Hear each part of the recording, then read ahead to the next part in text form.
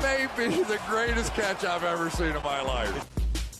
All right, guys, we are so close to the very end of the regular season in our fantasy football leagues. We are just ready for the playoffs to happen. We are ready to gear our teams up to win some money. So please, now that we are so close to the end, this would be like quitting a marathon at mile 24 if you start slacking off now. Let's take it home. Let's win some money. A lot of teams are in a situation where maybe they're 6-5. They really need to win this upcoming week to clinch their fantasy football playoff berth. Some other rosters are maybe 8-3, where they really know they are going to have that fantasy playoff spot. They are just wanting to make sure that they are 100% good to go in the playoffs with their roster construction. Regardless of the situation you are in, it is always extremely useful to be working that waiver wire. Here we are going to talk about the waiver wire running backs that I think we need to target going into week 12. And guys, please, if you have not already, go down there, drop a like on the video.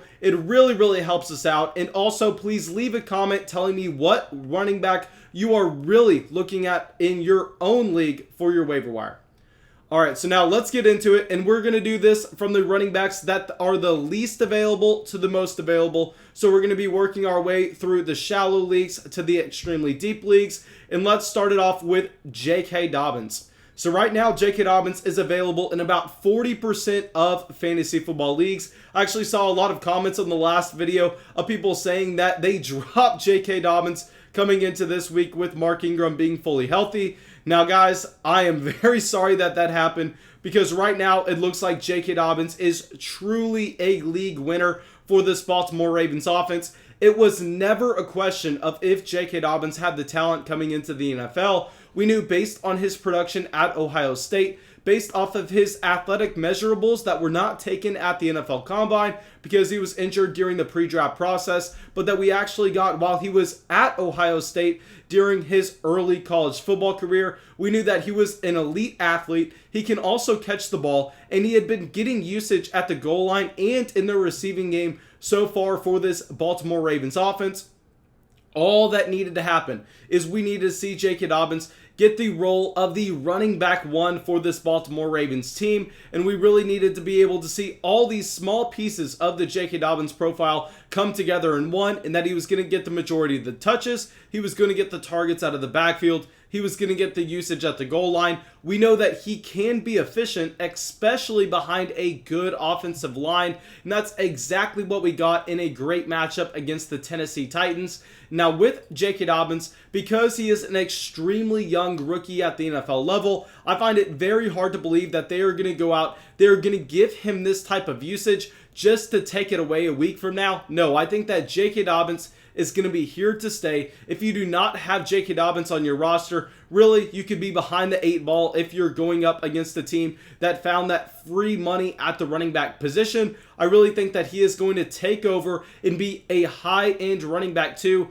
low-end running back 1 for us the rest of the season. So if for whatever format you are playing in, J.K. Dobbins is available on the waiver wire, you need to be prioritizing picking him up as soon as possible.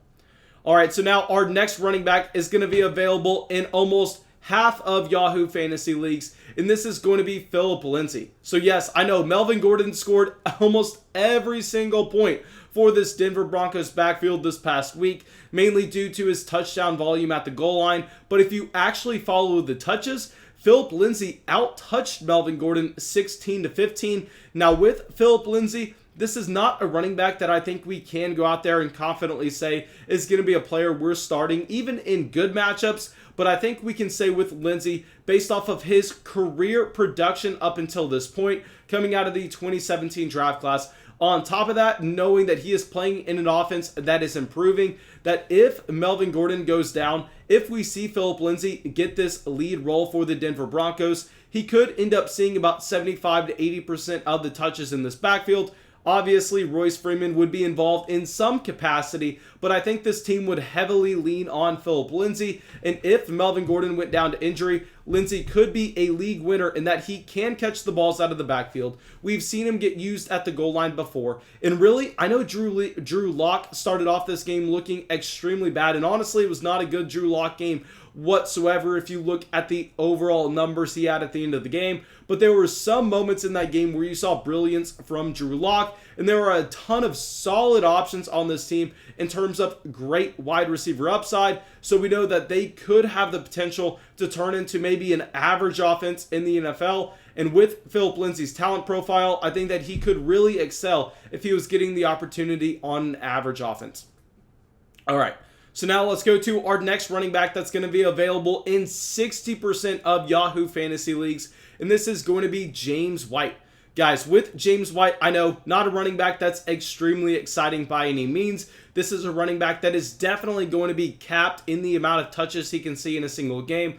But what is exciting about James White is the fact that he is going to be very efficient with the touches he sees in his offense, because those touches come in the form of receptions. Obviously, a receiving running back is always going to be in a better position than a running back that's going to be the grinder between the tackles. Because right now, even with James White only seeing 5 carries this past game, we actually saw him have 6 receptions, a total of 83 yards, which was good for 14 fantasy points, a running back 2 game, and that was without a touchdown. If we see James White put up this same stat line with a touchdown added on, he actually jumps up to being that low-end running back 1, high-end running back 2 range. So right now with James White, I think that he is coming back into this offense 100% good to go. Clearly, he had some issues earlier on this season that everybody knows about, but I think he's come back 100% from them. I think with James White, we can project this to be a running back that is going to be a low-end running back 2 on a week-to-week basis. So not a guy I'm extremely excited about putting in our fantasy football lineups,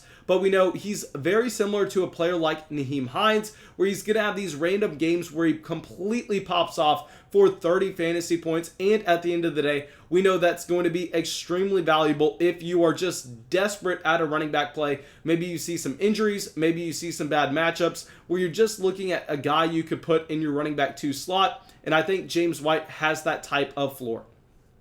All right.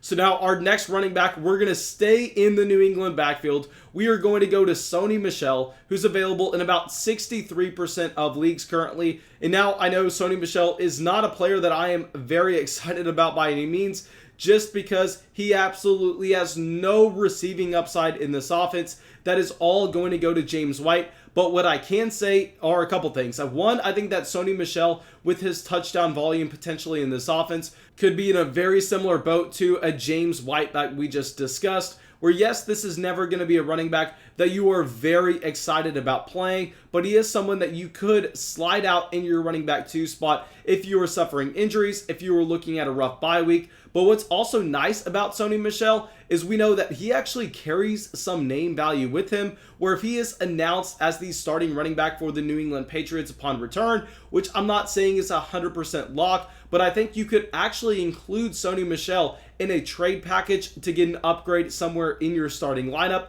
Obviously, that's not going to be relevant for everybody just because some fantasy football trade deadlines have passed. But I'll say as a quick side note, guys, all the flock leagues that I run, we actually don't have our trade deadlines until week 14. I think that's the correct way to run your fantasy football league, just knowing that there should be no handicap on when you can go out there and really limit the activity of the league, because until the fantasy football playoffs, where everyone is still in it, I think it's completely fair game. Obviously, you have to monitor for collusion, but that's easy enough.